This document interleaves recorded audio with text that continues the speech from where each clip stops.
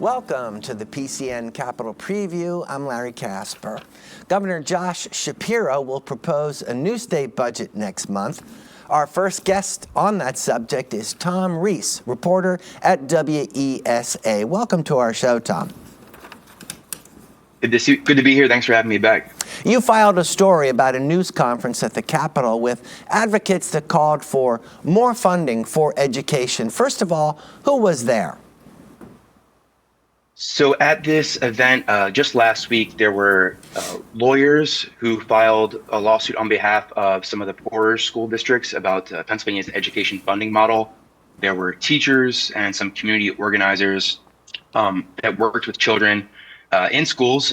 We also had Education Voters of Pennsylvania, Public Interest Law Center, and this whole coalition was called PA Schools Work. Tom, how much extra funding do these advocates want for education? On this 2023 Commonwealth Court ruling that found the school funding model unconstitutional last year, the budget included $500 million for these to go directly to these schools in particular. They want that to be doubled in the next 4 years. So they're asking for $1 billion specifically for the poorest school districts over the next 4 years. They said that math would be the easiest for people to understand in this complicated topic. Well, how did the advocates arrive at that figure of $1 billion for an increase? I mean, the math being easy, as you said, is one thing, but are there any other details known about the method? Yes. So they didn't specify exactly how they wanted the legislature to come up with that money, but they said that's between the two chambers to decide. The lawsuit that was finally settled in 2023 was filed in 2014. So the attorney who represented them, Dan Urievik-Acklesberg, said it's time to get this done really quickly because kids who were in kindergarten when we filed this lawsuit are now in 10th grade. Some of them have gone without, music classes or art, or maybe the necessary in classroom aids for children that might have learning issues or disabilities. They basically said it's not time to pass the buck and let this go for another 8 or 9 years. There's one generation of students already has maybe gone without some of these necessary things, they said. Tom, let's go back to the court ruling you mentioned a couple minutes ago. The court ruling that found Pennsylvania's education funding is unconstitutional. And there was a commission formed, and they found that the majority of Pennsylvania's 500-some school districts were found to have what they called an adequacy gap. Can you tell us more about that term and who coined it? So the adequacy gap, I will note education is not my beat. I had to do a lot of quick learning on this. I'm not sure who coined that actually, but I know in the funding commission, they thought the schools needed about $5 billion. So when they settled on this $4.5 billion, it was sort of a compromise already. But schools such as Greater Johnstown, Lancaster, and Wilkes-Barre, and some others in Northeast and Southeast Pennsylvania said the amount of spending per student isn't enough. So in this funding formula, that can be pretty complicated. Some students whose families opted to send them to charters, maybe that money then followed them to charter schools, and the number of students left at these districts who have been struggling just can't make up the difference. So they say we need to inject these schools with a bunch of money to get them back to normal. While there are some lawmakers who say, hey, now that we had $500 million in this past budget, we need to see exactly how this is being spent, to see how effective it was. So if this plan being proposed at that news conference you covered goes through, then for the most part it means investing $4 billion over a period of 4 years to fund education. So if that is a correct, simple understanding of the plan, what's the appetite in the legislature to commit to such a plan? So like last session, we still have a divided legislature. Seeing that last budget season, Governor Josh Shapiro wanted to direct about $800 million to these districts. They settled down on $500 million. Representative Peter Schweier, the chair of the House Education Committee, when I spoke with him last week, he said as far as he understood it, the $500 million commitment from both parties, he assumes that in future years we'd be going on this $500 million per year spending plan. So that would amount to about 8.5, 9 years to get to that the deficit, or not deficit, but the underfunding gap. I think they decided on that plan in the Basic Education Funding Commission because they know there needs to be a little bit of leeway to hire more teachers. They need to get facilities upgraded. He told me that even if we were to get $1 billion in the upcoming budget, it might be too fast to do all the necessary things required. But he did say that these advocates who are at the Capitol were great partners in the fight for this push for the better funding model. And he didn't want to say that $1 billion was too much. He just thought it might be hard to reach this conclusion that advocates want in a very short time. And at this point, Tom, can you review how lawmakers are distributing income or revenue rather to education and schools in general? Because after all, we know there's more to this discussion than just a price tag. There's also distribution of the money involved, and people wanted to go to the districts that need it the most. Right. So yeah, as you mentioned, some 500 school districts in Pennsylvania, about 320 of them were determined to need this extra money. So in the grand scheme of the budget last year, I think Shapiro added an additional $1 billion in public education funding. Some of that went to facilities specifically, some of that went to early education, some of that went to special education. The districts that needed the most, this lawsuit found, most of them will probably put it into, updating the buildings themselves. Some of them need air conditioners. Some of them need better heating. Some of them, frankly, just need more teachers in the classroom. So the way this money will go is totally dependent on each district and how they feel that they should use it to get back to be made whole, rather. And like I said earlier, some GOP lawmakers I spoke with, some people in the Senate say, hey, students should still have a choice to go to other schools, non-traditional public, like charters or privates, if they feel like their school districts aren't funded well enough or giving them what they need. Tom, here's your last question. Any reaction from Governor Shapiro's office yet regarding this plan that you reported on recently, again, which involves funding education $4 billion over a period of 4 years? Yeah, the advocates said that they would be calling on Governor Shapiro and House Speaker Joanna McClinton as allies in this fight. Both campaigns replied to me, but did not respond directly to their campaign on the Fill It in 4. Both for Shapiro and McClinton's office said those lawmakers have been champions in public ed in the past, and look forward to continuing to work with the divided legislature to find some compromises and make sure they fill the gaps. All right, thank you very much, Tom Reese from WESA. Thanks so much. More of the PCN Capitol Preview after a short break. Welcome back. Our guests are Jake Corman, former PA Senate President Pro Tem and partner at One Plus Strategies, and Bill DeWeese, former Speaker of the PA House. Welcome to our program, gentlemen. Thank you. Next month, Governor Shapiro makes his new state budget proposal. Which items do you think will get the most attention? Jay Corman.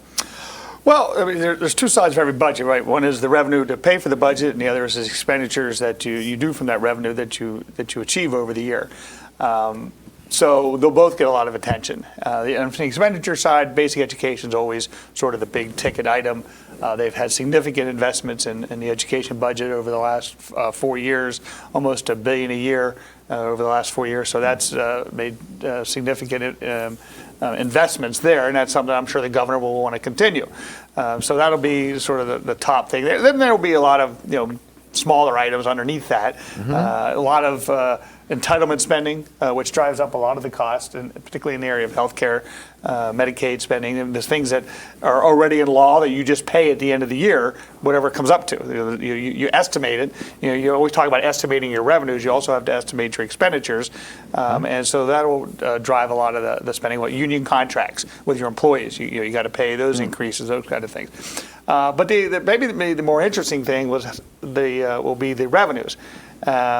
the governor proposed significant amount of revenues last year, and none of them came in really. As far as legalizing recreational marijuana, as far as some gaming expansion, particularly in the area of games of skill. And so now what you've seen, because they didn't do the revenues, is there's getting to be a gap of how much money they have and how much they're spending.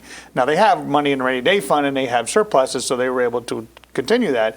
I think that'll sort of be the battle lines where the Senate Republicans will push back on the governor, is to close what we refer to as a structural deficit, meaning even though you have money, again, as I said, you have money because you have money in a rainy day fund and you had a surplus beginning of the year, but when you spend more in a fiscal year than what you bring in, which is what they're going to do by $3 to $4 million this year, I think you'll see the Senate Republicans push back and try to close that gap so that it's a more balanced budget.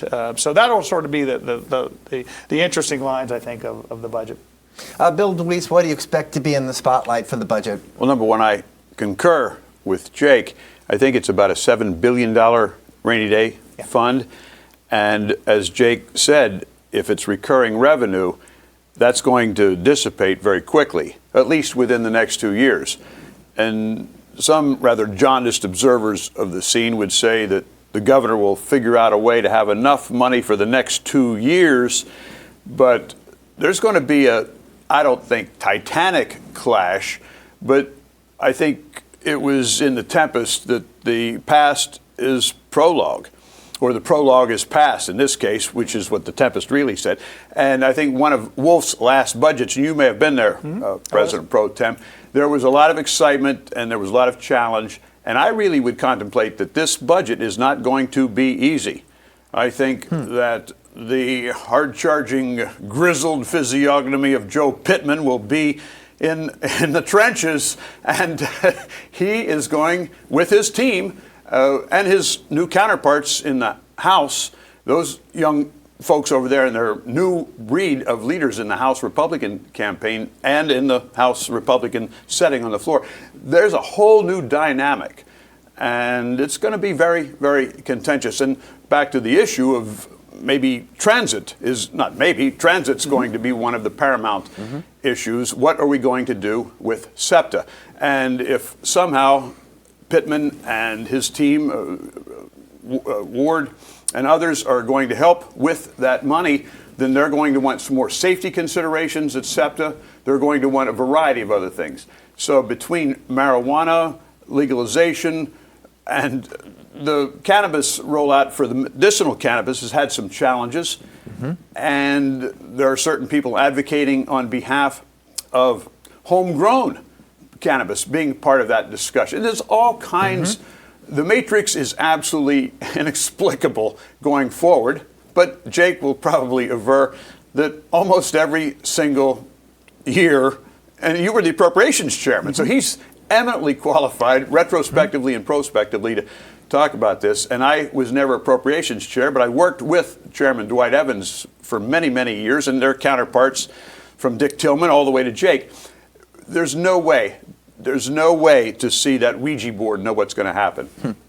Now, before we continue our discussion about the budget, I'd like to just go over some basic nomenclature because I know our viewers are accustomed to hearing a term, and you already mentioned it, Jake, but I'd like you to expand on it. Structural deficit.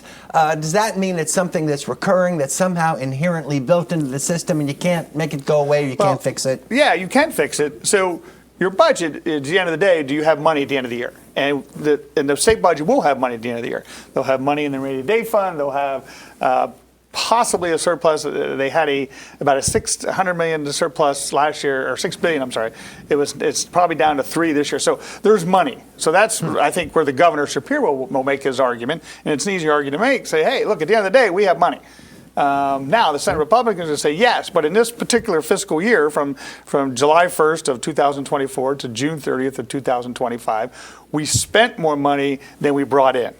And so that's the structural deficit. And that's a harder argument to make to the common person on the street. Like, well, you got money, so what do we care? But you're eating up your savings account, essentially, as the speaker said. So you're going to eat up that savings account, and over a period of time, if you don't fix that structural deficit, that savings account will be gone.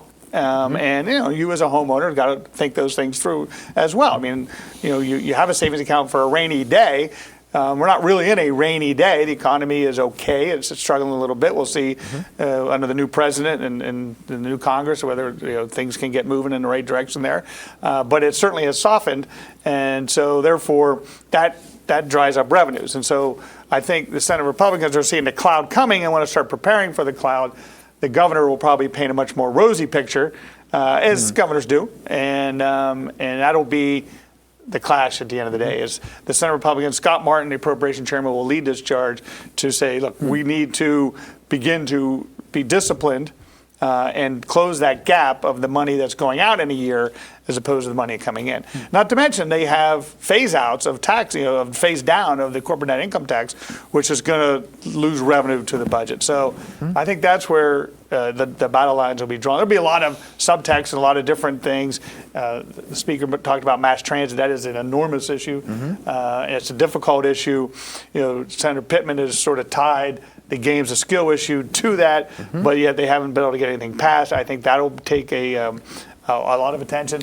I saw a bill was introduced. They have a bill, and both both the pro tem and the majority leader both co-sponsored it, which is a pretty significant sign. And what does this bill call for, basically? The legalization and then taxation of the games of skill, the games you see in the retail stores, the clubs, things of that nature. Right. And they're not casinos, and there's a reason for that, isn't there? And they're not regulated. They're not taxed. For someone, the speaker here was at the table when we passed gaming, and they did a fantastic job. Prior to Pennsylvania, every state that legalized gaming, a legislator went to jail over, and nobody here in Pennsylvania did, because they passed a very highly regulated, highly taxed piece of legislation that has really stood the test of time, and they are to be congratulated for that work. All of a sudden, you have this gaming that was completely unregulated, millions and millions of dollars going around the state of Pennsylvania, unchecked, untaxed. How many of these machines do we have, Jake, statewide? They're in bars, they're in restaurants, and they're in convenience stores. American Legion. Well, I've seen them all over. Yeah, they're everywhere. And so that's what they've been trying to get their handle on. They got in on a common pleas court decision, which basically said because there's no formula, like the slot machines, as again they legislated, 90% of the money that goes into those machines goes back to the players. That's before they pay any tax, anything else. There's a formula. And so all that goes into the Gaming Control Board, who will know what every machine has and what it does in a day. All these machines have none of that. And I think they want to bring that in under the umbrella of the Gaming Control Board so they have a better sense. But because they're not based on a formula, they quote a game of skill. Right. And that's why they've been operating. And now that's in court. And this Pennsylvania Supreme Court is going to take that up. Do these games, game of skill is a lie. Do these games? It's luck. Okay. Game of skill is a lie. So then why bother calling it a skill game? We know language is important in the legislature. It's also more palpable. Legally, that's how they got in under the court. That basically they're saying their skill determines. So there was a method to the madness, yes, you might say. The court ruled because you could win every time or you could lose every time. It's not a formula like it is in the slot machines. That's why they got in under this court ruling. So again, the PA Supreme Court has now picked up the case. The legislature is trying to preempt that ruling by passing something, and we'll see if they get it done this year. Senator Gebhardt and Senator Rosemary Brown, this legislation has been sent around for co-sponsorships, and they have two very, very well-respected prime co-sponsors. And as Jake just informed us, the leadership of the Senate is involved. And that linkage will be interesting to see, mass transit and skill games. But there are all kinds of machinations from William Penn until today. And this will be a very interesting season for this skill game transit dialogue. So there is competition between skill games and casinos, because after all, skill games are not casinos. So maybe you can anticipate my next question. How do these casinos feel about skill games in bars, restaurants, convenience stores? And Bill, you said VFWs as well. Yes, and I would think there's great dubiety, one of my favorite synonyms for doubt. There's great doubt about this whole thing. And when you also think about it, what about the lottery? What about the poor lottery that's been bludgeoned and pummeled over the year? Their revenues continue to decrease. And what about all the programs for the lottery? So again, I'm not advocating one way or the other. I'm only saying that I think the ensuing months will be eminently contentious, in spite of the fact that we do have a new set of players in the House, and the former set they're good people involved, but there are partisan considerations, and I'd be curious to see what the President pro tem would think. But with the ascendancy of the Trump world in Pennsylvania today, I would think that Struzzi, Representative Struzzi, the new appropriations chairman in the House, and Jesse Topper, the new floor leader in the House for the Republicans, and now with the untimely, tragic passing of Mark Gergely, it's 101 to 101. I think that these Republican leaders in the House, joined with their very muscular counterparts in the state Senate, will give Governor Shapiro a very, very strenuous series of hearings and weeks up until the end of June. And I think there's no real easy answer, notwithstanding the fact that the people say, well, you've got $7 billion in the rainy day fund. That is, as he explained, because of the non-reoccurring aspect of the revenues and the seepage of money from last year's budget to this year's budget and subsequently the following 2 years.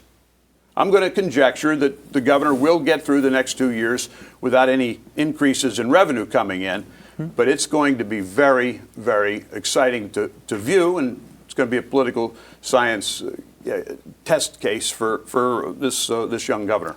I'd like to explore a point you made a minute ago, Bill. You mentioned the lottery, so that in the context of discussion about skill games, are fewer players playing the lottery because skill games are out there? In other words, I'm trying to identify adversaries to the skill game movement if it's out there. Well, to answer your question from before, the casinos hate them, right? Right. They're competition. Got it. Let's just call it what it is. But I think the casinos have gone from, because they're out there, and they're everywhere, and these clubs, these social clubs, not just the VFWs, the Moose, the Elks, all these type of social clubs have them, and it's a revenue source for them, because it's a great thing for them. It's not like the old days where we had video poker where the bartender sort of had to run the machines. Now they have their own machines, and they just sit there. They just get a host fee. So it's very simple for them, and they get revenue, and it goes to their social mission of their community. So they're not going away. And I think even the casinos have agreed to that and understand that. Now it's, can you keep them in licensed establishments where the people are 21? When I say licensed, I mean liquor license establishment. Right. So people who are 21 are playing them. Because right now in some of these convenience stores, there's no real monitorization of, if that's a word. Is that a word, monitorization? I think so. You're my expert on that. Close enough. Of people monitoring whether they're 21 or not. So that might be a compromise. Another part of the compromise, will they bring it under the Gaming Control Board so it goes under proper regulations? But they're not going away. They're here to stay. Are they still proliferating because there's no regulation? 100%. So if I owned a bar, I could get a machine and just plop it down and plug it in? There's no rules or regulations on anything as of today. And they pay their business taxes and things of that nature. But you see them in downtowns where, I have this one store in State College. It says casino with a K. And in it, they have about 10 of these machines, and they have tobacco settlements, or not settlement, tobacco sales. So they're everywhere, and they're not going to go away. As I said, I think the casinos finally have realized that, and now they're just trying to figure out a way to best coexist with them. Larry, after the Civil War, a group called the Grand Army of the Republic, those were the Union veterans. Well, after World War I, World War II, and then diminishing numbers after Korea and Vietnam. But these VFWs and American Legions, and just because of societal impulses, the Moose, the Elks, the Eagles, the Oddfellows, these groups, they are fewer and fewer and fewer in numbers. The Masonic fraternity in the 60s was 300,000. Today it's 75,000. Without some source of revenue, these entities will go away slowly, and I think Jake's children and grandchildren will not even have the Moose or the VFW, and these skill games are a very, very important part of this budget dialogue for that reason. Those clubs do perform a social mission for American Legion baseball and the Moose sponsoring the Girl Scout cookie drive, et cetera, et cetera. Now, I think we've laid a pretty good foundation for skill games here, and we've identified some of the opponents of skill games. So now let's move ahead and think to possible plans that may be proposed by our governor. So at this point, how does Josh Shapiro feel about skill games? And do you think that'll come up in the budget, which is going to be announced in only 2 weeks' time? Well, I think the governor's priority is mass transit. Someone who's from the Southeast, who points people to the SEPTA board. That's going to be an enormous issue for him. And you've seen this as he flexed some dollars out of the highway fund that goes to highway projects around the rural Pennsylvania to SEPTA to keep it financially viable, so that they don't have to raise rates or cut lines. So that was in last year's budget? Well, he flexed it during the fiscal year. He has that ability. Ed Rendell did it when he was governor. It really upsets rural Republican legislators because that's money that's supposed to go to their bridges and their roads. And he's got an emergency down at SEPTA, and so therefore he's flexed some of those dollars. He has said to the Senate Republicans, look, if you want to do it with this games of skill issue, fine, but you need to pass it.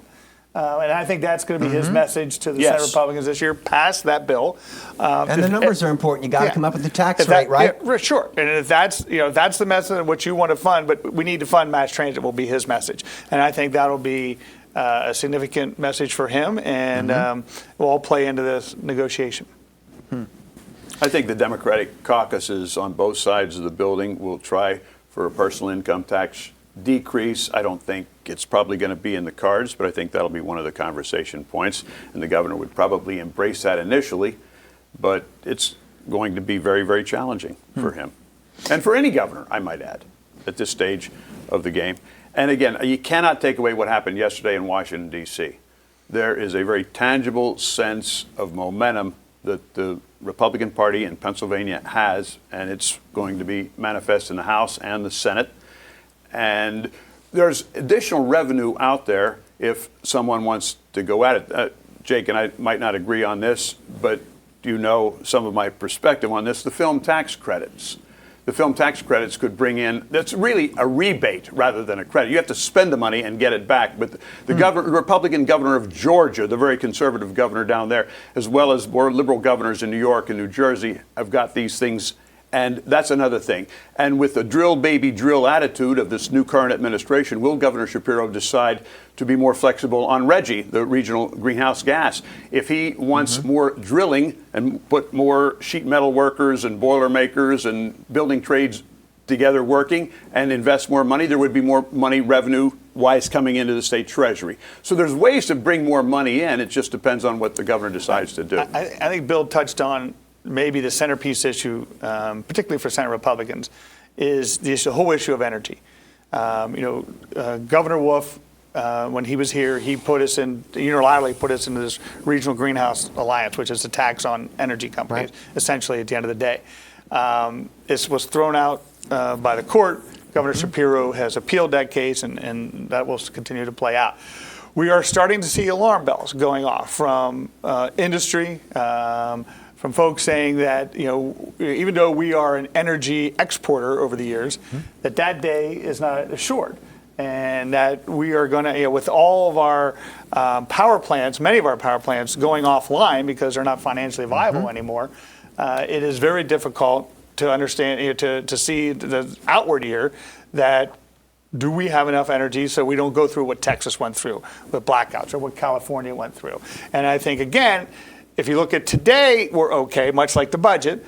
But the Senate Republicans, I think, and the House Republicans are going to look to say, hey, down the line, we're starting to hear alarm bells from people like Terry Fitzpatrick with the energy industry, even folks from the Public Utility Commission saying, look, legislature, this is important, and we're starting to, you can see the decline here, and we don't want to be Texas, we don't want to be California. It's not a sure thing, and we haven't seen that in Pennsylvania. And so I think that'll be it may not be a quote budget item, but I do believe it'll be a centerpiece discussion. Let's give our guests a break for a minute while we look at program notes for here on PCN.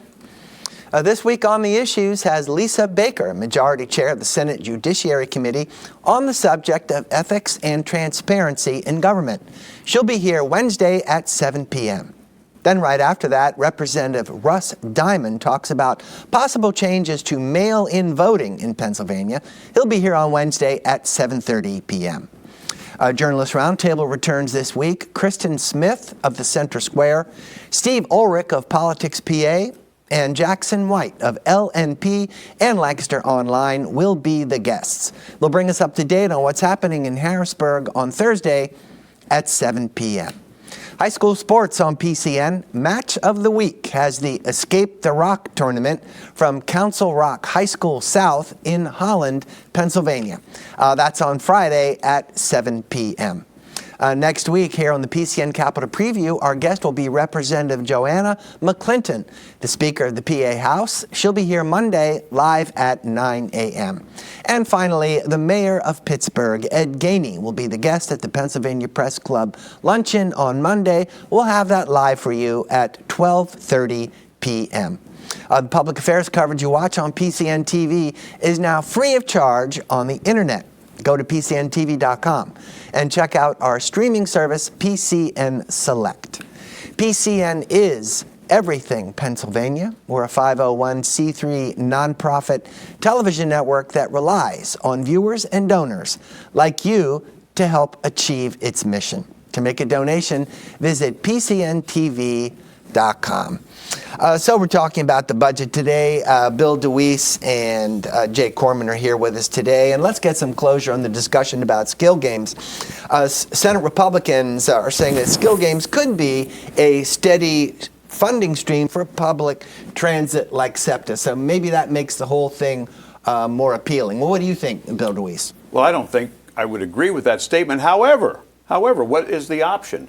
And as Matt Bradford, the very skilled majority leader in the House, the Democratic leader, has said, and I like the way he phrases it, he says, we cannot leave in the lurch, and he uses the word, Jake, he said, businesses and the riders. Because guess what? Those riders go to the businesses to purchase things. Those people go to work in those businesses. So it's not just a cohort of people riding or not riding the trains and buses. It's also the businesses, the infrastructure of Chester, Bucks, Montgomery, and Delaware counties, as well as obviously the city of Philadelphia.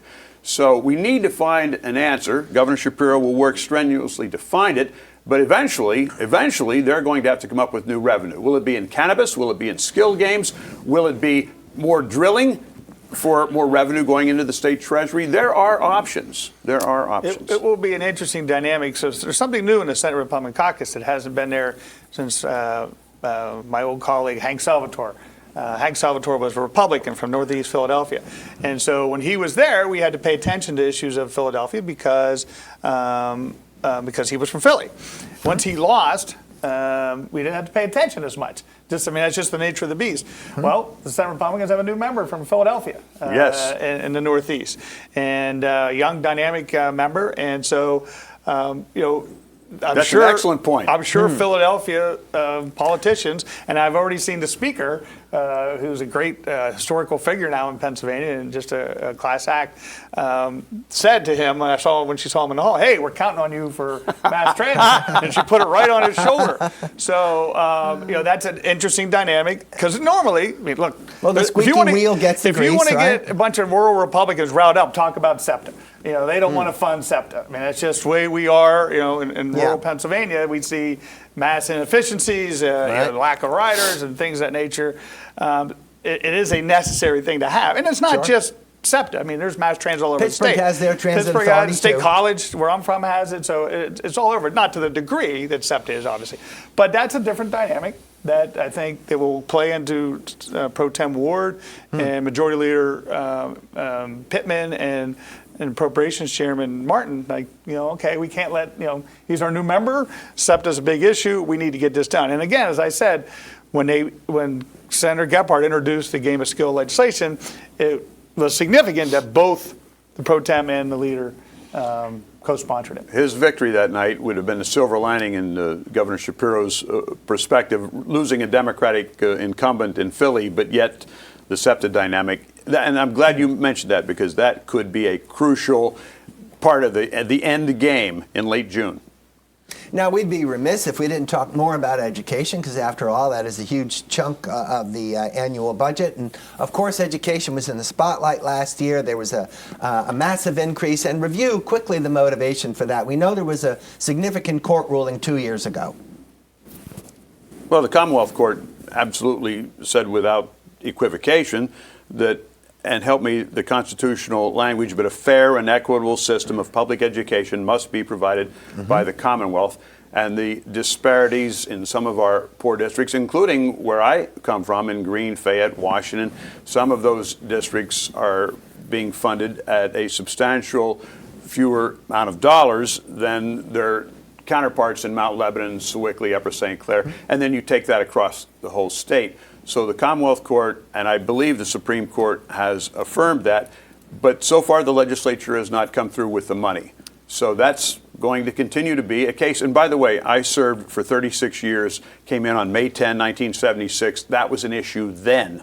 That was an issue then, the disparity. It's obviously a tough nut to crack. To use one more metaphor, somebody's got to come down with the sword of Damocles and cut the Gordian knot. And that's probably not going to happen until you have a governor and a House and a Senate all of the same party. So I am good friends with the judge, the Commonwealth Court Judge, Renee Cohn-Jubileer. And I served with her husband in the Senate, Bob Jubileer. Right. And I could not disagree with that decision more. Just basically from the fact that I was a legislator, and to me, it's a job of the legislature to make that decision, not the court. Now, we passed in the legislature when I was there a bipartisan with Governor Wolf, the Senate Republicans, the House Republicans, a fair funding formula, and we were phasing it in. But the advocates still took it to court. Now, if the interesting part about her decision, though, is it says the state is failing to do this, but it's not prescriptive as far as what they need to do. Which, if you notice, the Senate Republicans who would normally challenge that case and appeal to the Supreme Court did not appeal it because they didn't want the Supreme Court to be prescriptive. So even though there is a ruling out there, it doesn't say what the legislature has to do. So the court made no recommendation. So in a sense, it's still back in the hands of the legislature. And again, as I said at the top of the show, there was a significant amount of money been put into basic ed. Every new dollar goes under that fair funding formula, which again was a bipartisan. Got overwhelming votes in both houses, Republican legislature, Democrat governor, and so that money is going into that. It's just the new money is going to that so that you don't shock the system. And over time, it'll be through that fair funding formula. So I think we will achieve it.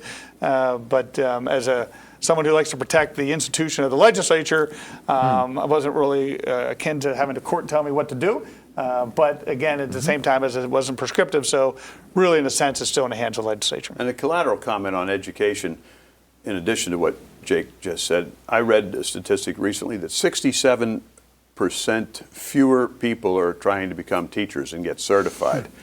And if that's the case, I think the governor has a program. He's trying to focus state dollars on teacher certification and apprenticeships for teacher certification. So that will also, I think, be a part of the dialogue over the next series of weeks. Now, in the last year or two, there was a commission put together, the Education Funding Commission, because this came in after the court ruling, and they identified what they called was an adequacy gap, and in dollars and cents, it came to $4.5 billion. Now, there's a group out there now, there are advocates pushing for additional funding, and they want to do $4 billion over 4 years. And I just wonder, given your experience in the legislature, is such a goal feasible? Well, as I said, we did $4 billion over the last 4 years. We've averaged over $1 billion a year. The last 2 years of Governor Wolf and the first 2 years of Governor Shapiro. So they continue to pour significant amounts of money. Pennsylvania doesn't have necessarily a funding problem with education. Now, the advocates will say the state isn't paying a higher percentage. Well, because you have such a local ability to tax and to spend, if you combine the local and the state, Pennsylvania is in the top 10 as far as funding per student. Now, a lot of it comes from local, and the disparity arrives there. that some local communities have the ability and choose to spend more. That's local control, something we've always embraced here in Pennsylvania is local control. Some communities do not want to spend that kind of money. Some communities cannot spend that kind of money. I think always the sort of showcase for this issue is, you have, I think it's Overbrook in Philadelphia, just literally a mile away from Lower Merion, Montgomery, and you see a significant change. Now, I would argue the Philadelphia school system's part to blame for that, and there's certainly isn't a lack of money in the Philadelphia school district. But having said that, there is a disparity there, and I think that's where the advocates are going for it, and that's certainly understandable. But at the same time, we as taxpayers in Pennsylvania, both at the local and state level, certainly are a top 10 state in funding education. Let me open up a new subject here, and I'm going to put the question to you, Bill. How likely is it we'll hear about legalizing recreational marijuana again as a revenue source here in Pennsylvania? Well, I think it's 100% likely that you'll hear about it. I think it's also 100% likely that it will not pass. Now, I'm not a soothsayer or a clairvoyant, but that's my gut hunch. But having said that, there is money available, and there could be a cascade of cash for the Commonwealth in that kind of maneuver. And again, if you take legalization of marijuana, if you take Reggie and the governor would decide to do something different and more money would be invested in energy. Number three, you would take that film tax credit and do what Governor Edward G. Rendell did and make it more expansive and bring film industry back. We have no film going on in Pittsburgh right now, zero, and we used to have a lot. So Teamsters and hairdressers and restaurateurs and a variety of people, several thousand people, are looking for work in that industry. If the governor and the House and Senate decide they want to create some more revenue, they don't have to enhance the corporate net income tax or the state personal income tax. There are ways to get more revenue. And you've just named a very, very politically sexy subject, legalization. I think also there's a contingency upon what will happen with the federal government. If President Trump decides to make a bold step relative to a national statement on legalization of recreational marijuana, that could have a cascading effect here in Pennsylvania. And that would bring in a lot of money. Jake, you would know more about how much, but hundreds of millions of dollars, of course. Well, Governor Shapiro's last budget, he estimated, I believe, $600 million over 5 years. And that's just getting ramped up and moving. So you can see where the dollars could go. I think we're closer today than we were yesterday, so to speak. That because every other state around Pennsylvania has done it, it sort of leaves Pennsylvania out in the cold, right? On the opposite side, that was gaming, where we were, other than New Jersey, we were first ones in and benefited from that. Now the state's looking at it as we're the last one in. And, you add to that the discussion we had earlier about the softening of the revenues, that the structural deficit problem is going to be there, the opposition to taxes. One of the reasons why we expanded gaming so much in the decade of 2010 to 20 was because we didn't want to raise taxes and we were short on money. And so we expanded gaming to internet gaming. That's usually an impetus to do something like this. You add to the fact that Senator Dan Laughlin just took over the Law and Justice Committee. Senator Laughlin is a Republican who's been an advocate for recreation. The stars are beginning to align. Whether they're there yet, I don't know. That'll ultimately be a decision of Senator Ward and Senator Pittman, whether they want to move forward on something like this. But as you can see, the elements are getting closer because it's out there anyway, and all around us. It's revenue that's being lost. It's revenue that may be needed. Is there a way to bring this all in? I don't know that as of yet. Again, that's a decision. I think if you actually poll it, it polls very well, surprisingly. It's achieving where gaming has gotten to, where gaming, as I said, the speaker negotiated the gaming in 2003 under very trying circumstances. It was probably the most controversial bill I can remember being part of. It's the longest floor debate of my career, 10 and a half hours. 10 and a half hours with one break for lunch. It was personal, it was ugly, and then we expanded it in 08 and 17 and no one cared because it became normalized. I think Jake's got a great point. Historically, at least a year or two ago, it was two Republicans, Laughlin and the gentleman who's retiring now. But that doesn't mean there might be one or two more that would be amenable. And once again, Trump, Senator Pittman, Senator Ward make a comment. And I'm not, as I said, a soothsayer. I thought Notre Dame was going to win last night. So Disclaimer noted. so I think Jake has a great point that notwithstanding my pronouncement that I think it's 100% DOA on June 30, nevertheless, it's closer than it's ever been. Well, let's just say, gentlemen, that medical marijuana, or rather recreational marijuana, is legalized, and then that opens the door for regulation, doesn't it? Yeah, well, what would help is he's mentioning if the federal government would get it off the designation of Schedule I narcotic, because that doesn't allow the finance industry to get involved. It doesn't allow the government to really regulate in the way that you would like to. And so I think if they're going to allow states to legalize it recreationally and medical marijuana, they might as well go ahead. And now my guess is pharma lobby is preventing that in Washington, D.C. So I don't know that for a fact. I'm just guessing. But that would help the states have some sort of sense of, okay, this is now here. Let's set up a system that the banking industry can be involved in. You can finance it. It's not a bunch of cash business going around. Again, I think it's closer. Whether we're at that level yet remains to be seen, but certainly the stars are aligning for it to happen in Pennsylvania, again, just because every other state has done it. You know, the final clinching argument for those advocates for gaming in 2003 was, look, Pennsylvanians are gambling. They're just gambling in New Jersey. Well, you know, not here, and we're not benefiting from it. Now we've seen the benefits of that significantly. And I mean, it's not like it's not for those who were opposed to recreational marijuana. It's not like there's not opportunities to get it. We don't have walls at our border. You can go to different states and get it fairly easily. Pennsylvania has to look at that and decide what it wants to do. How about just one more question about marijuana? Representative Rob McCurry made the following statement. I'd like you to respond to it. We can't keep legalizing our vices to make up for too much spending. Who wants to go first? Well, it depends on how much sin tax Pennsylvania wants to absorb. And I think that Jake and I would hold former Representative Rob McCurry in the highest esteem. He's a West Point graduate, and he is a paragon of wholesomeness. He is a Mr. Rogers in the political firmament.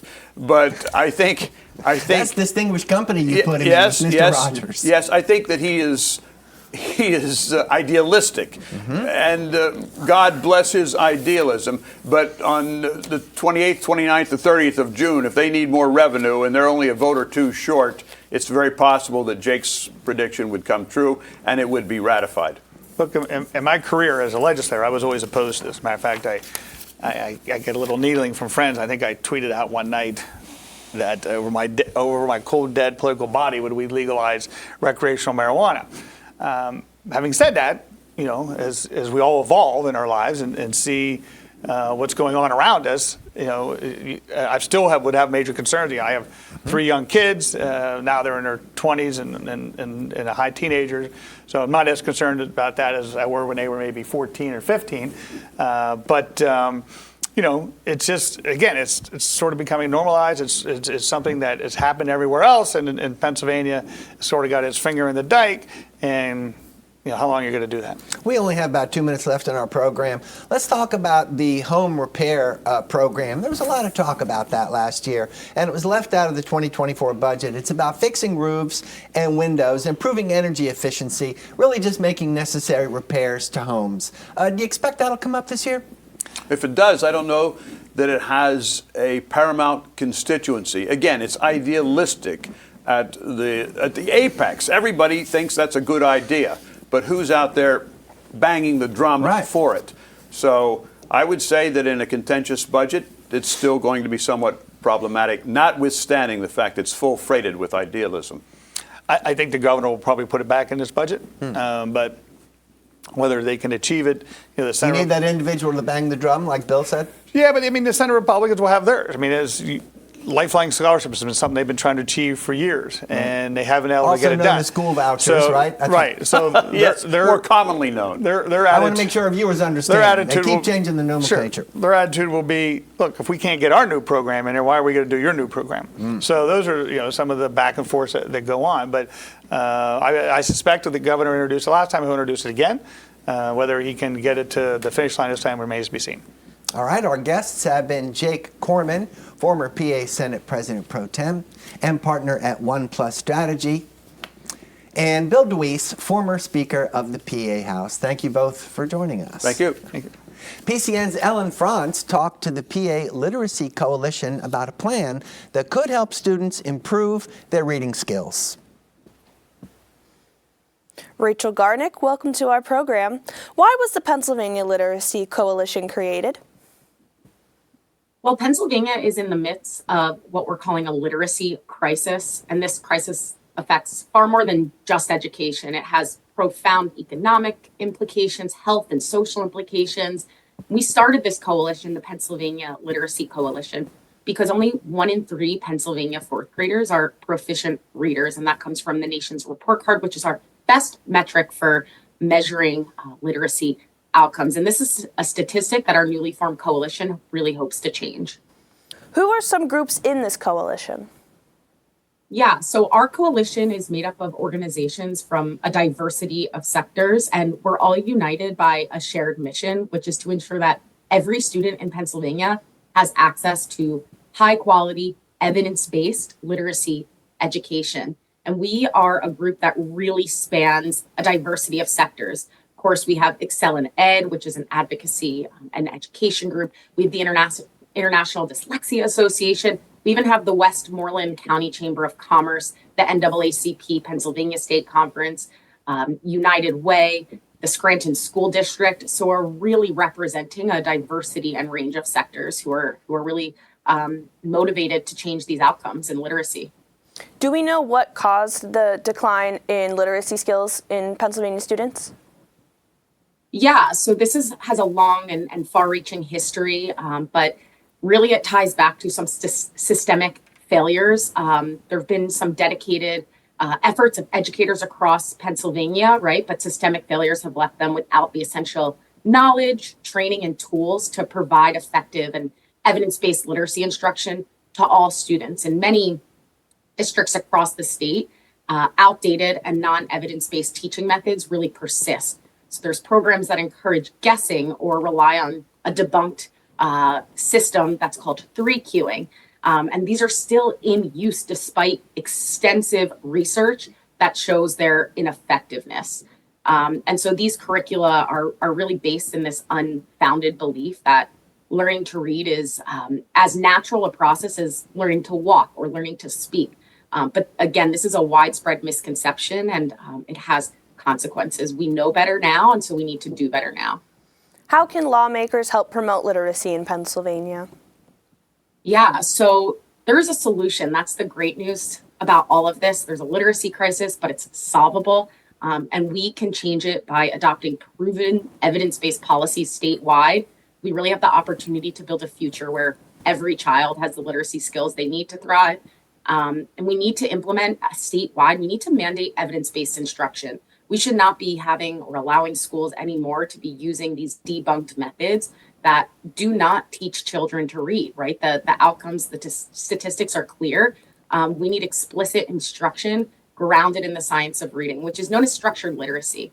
And we need evidence-based policy to support that. You know, while advocate legislators in Harrisburg have spurred policy progress, there's still a long way to go in addressing the literacy crisis.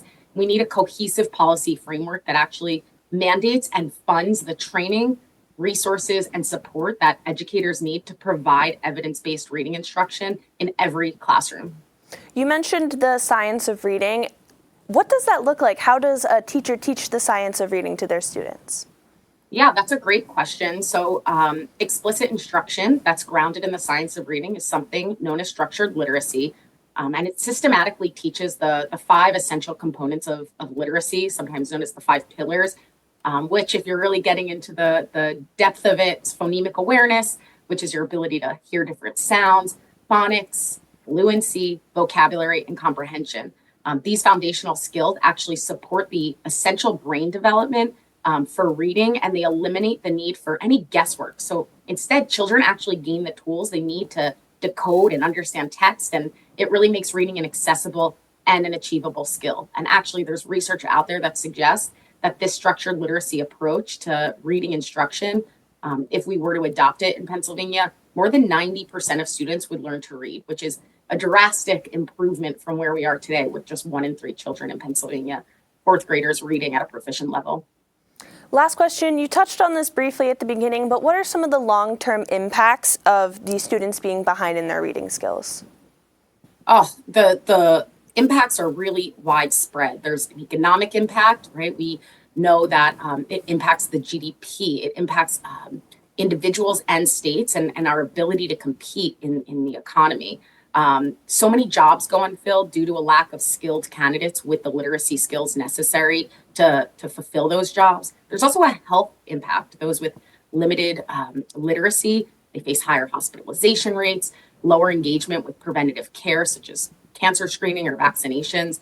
And then there's the social impact. There's a lot of depression, anxiety that's linked actually to low reading abilities. And then, of course, there's that larger scale social impact where low literacy skills, individuals with low literacy skills face significant barriers, I said, to, again, stable employment, earning competitive wages, and career investment, which then leads to a whole host of problems like greater reliance on social services and lower self-confidence, as I mentioned, and higher risk of involvement in the criminal justice system. There's a clear link between incarceration rates, recidivism rates, and low literacy skills.